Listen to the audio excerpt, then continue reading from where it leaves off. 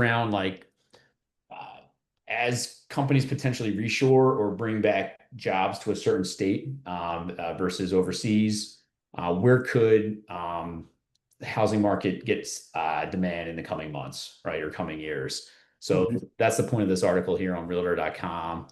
And I believe they had a good chart here. Yep, here it is. It's states gaining the most from reshoring in 2025. I thought this was a good chart.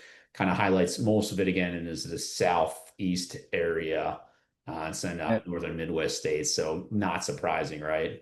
Not surprising at all. Yeah. But those are some things to keep in mind as more and more jobs could come back into those states, and obviously with the increase in job demand, increases housing demand usually in those areas, and you want jobs to remain in those states because overall healthy economy.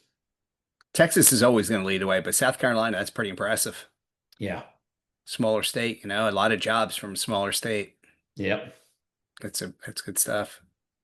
See what they had any sound bites here. What reshoring means for housing with all these companies adding jobs to the U.S. workforce will mean for housing. A quote here from the Realtor.com economist: "This means more demand for housing." No different than we just said, Paul. Right? Yes. Which Yeah. where inventory has grown significantly. That's a good point. So if you've already seen an increase in inventory, and you know jobs are coming.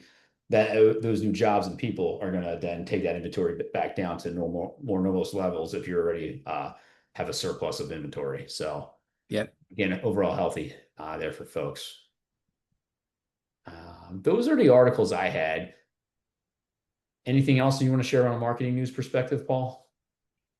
I think that pretty much nails everything there. I mean, obviously, if you're looking where you want to buy, if you're buy a hold investor, those states like Texas, all those ones with jobs is where you want to be because eventually that's going to grow and those markets are going to grow. And if you're in a more suburban or rural area, yeah, over the next 10 years, as growth comes in there, Walmart's, Costco's, and stores like that come in, you're just going to get increased value. It's almost like looking for when you're picking stocks, Mike, when you're looking for those value stocks. And right now they're value stocks, if you look at it that way. Those markets where you can pick up the best numbers and best pricing on there. So good opportunity on those for sure.